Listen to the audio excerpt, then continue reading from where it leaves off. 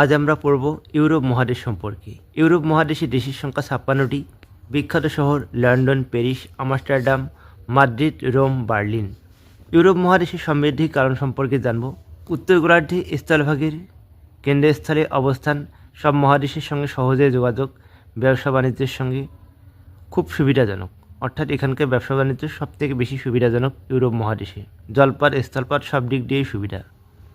এরপরে ইউরোপ মহাদেশের আবহাওয়া, অর্থাৎ এখানকার আবহাওয়া নাতিশীতোষ্ণ প্রকৃতির, অধিবেশীরা কর্মঠ।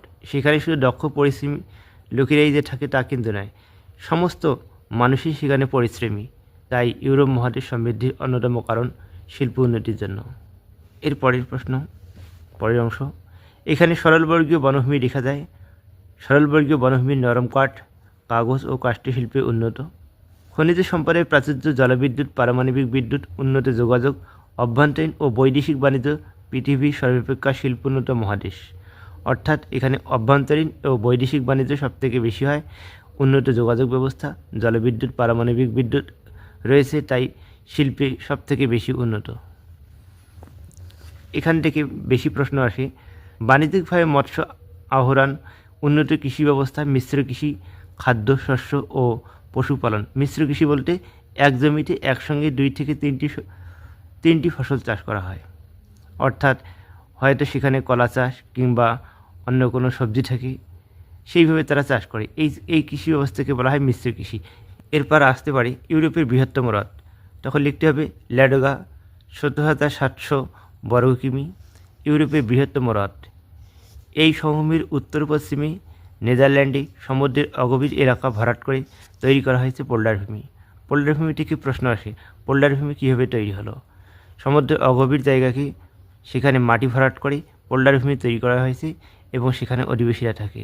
সমুদ্রের নাবিকরা যখন চলাফেরা করে তখন কিন্তু স্ট্রমলি আগ্নেয়গিরি দেখে তারা বুঝতে পারে যে তারা কোন দিকে যাচ্ছে। ইউরোপের দক্ষিণে ভূমধ্যসাগরীয় অঞ্চলে ইতালি, ভেসুভিয়াস, সিসিলি দ্বীপের এটনা, লিপারি দ্বীপের স্ট্রমলি এবং আইসল্যান্ডের ক্রাফেলা, হেগলা বেশ কয়েকটি আগ্নেয়গিরি দেখা যায়।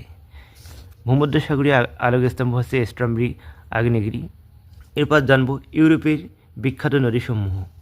আল্পস পর্বত থেকে যে সমস্ত নদী উৎপন্ন হয়েছে সেগুলো হচ্ছে সিন, রাইন, এলব, ভিস্চুলা। এছাড়া রয়েছে রোন, পো, ডানিউব। এগুলো হচ্ছে ইউরোপের বিখ্যাত নদী যেগুলো আল্পস পর্বত থেকে উৎপন্ন হয়েছে। আমাদের দেশে যেমন হিমালয় বা অন্য কোনো পর্বত থেকে যে সমস্ত তৈরি হয়েছে নদী, সেই রকম কিন্তু এখান থেকে সবথেকে বেশি কমন আসে।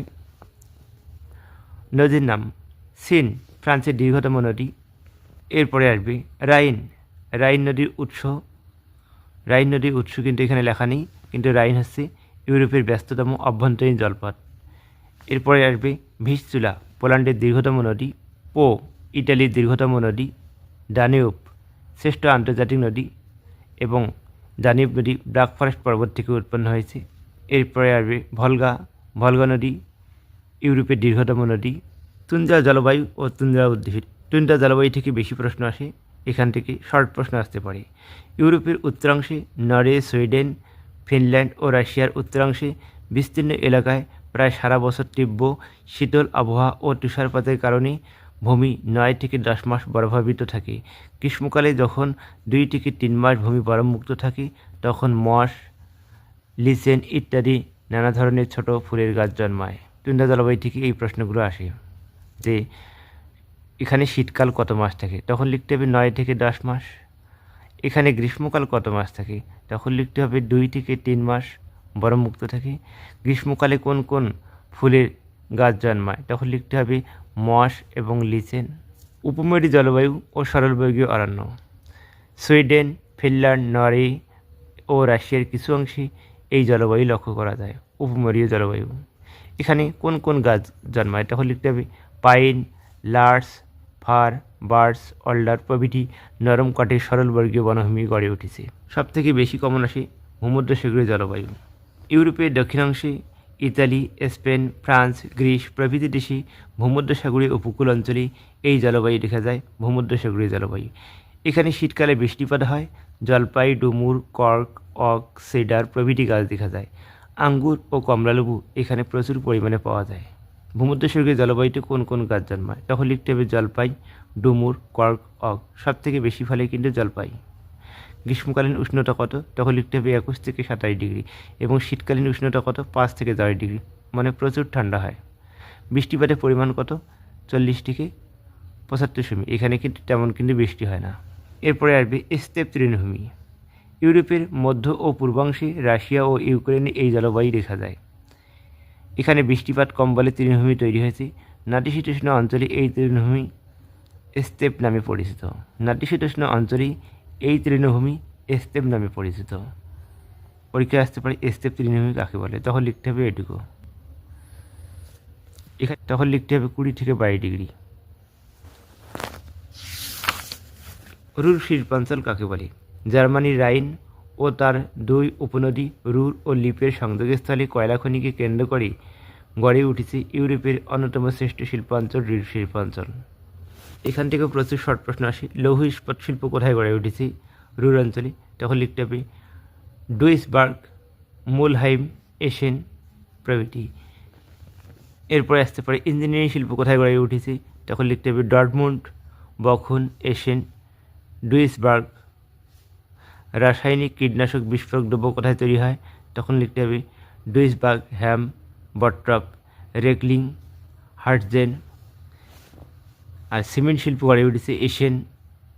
বৈদ্যুতিক শিল্প গড়ে উঠেছে আসেন, বখুন, ডর্টমুন্ড। এরপরে লন্ডন অববাহিকা। লন্ডন অববাহিকা। অববাহিকার আকৃতি মাটির সরার মতো। প্রধান নদী টেমস, বিমানবন্দর হিথ্রো।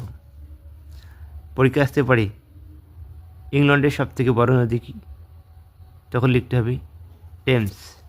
এরপরে আসতে পারে লন্ডন অববাহিকার ট্রাক ফার্মিং কি? তখন লিখতে হবে বিপুল শহরবাসীর খাদ্যের চাহিদা মেটানোর জন্য ছোট ছোট খামারে ফল ও শাকসবজি উৎপাদন করে ট্রাকে করে শহরে পাঠানো হয়, একে ট্রাক ফার্মিং বলে। নদী উপত্যকায় গম, যব, ভুট্টা, চিলটান, ডাউন্সের উচ্চভূমিতে মিশ্র কৃষি পদ্ধতিতে অটস, আলুর সঙ্গে পশুখাদ্য হিসেবে হে, স্লোভার ঘাসের চাষ করা হয়। লন্ডন অববাহিকা ইঞ্জিনিয়ারিং শিল্প, তখন লিখতে হবে গিলফোর্ড। মোটর গাড়ি নির্মাণ কেন্দ্র লুটন ও অক্সফোর্ড। জাহাজ মেরামতি চ্যাথাম। বৈদ্যুতিক ও কৃষিযন্ত্র রিডিং ও নিউবেরি। এখান থেকে প্রশ্ন আসে।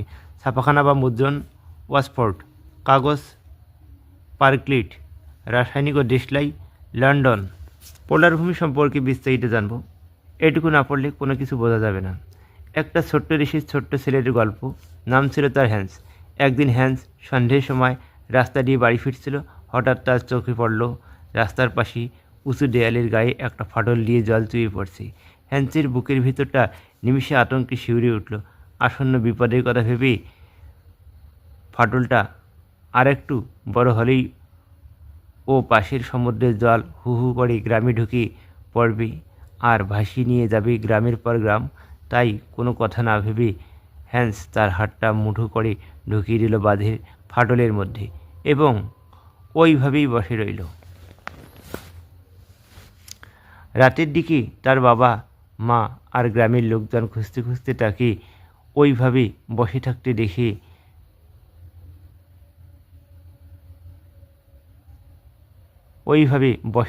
দেখতে পেল। তারপর তারা যখন জানতে পারল যে হ্যান্স কীভাবে তাদের গ্রামকে রক্ষা করেছে, তখন সবাই হ্যান্সকে জড়িয়ে ধরল আর তার বীরত্বের জন্য খুব প্রশংসা করলো। এই সুন্দর গল্পটা তো অনেকেরই জানা। জানো এই হ্যান্স কোন দেশের ছেলে? হল্যান্ড বা নেদারল্যান্ডের। আর যে অঞ্চলে সে রক্ষা করেছিল তা হলো পোল্ডার ভূমি। পরীক্ষায় আসতে পারে পোল্ডার ভূমি কি? তখন একটু বানিয়ে লিখতে হবে। হ্যান্স কিন্তু পোল্ডার ভূমিকে বাঁচিয়েছিল, অর্থাৎ নেদারল্যান্ড, ডাচ যে দেশটিকে বলা হয় সেই দেশকে বাঁচিয়েছিল হ্যান্স। এখানে একটি হ্যান্সের প্রতিকৃতি ছবি দেওয়া আছে।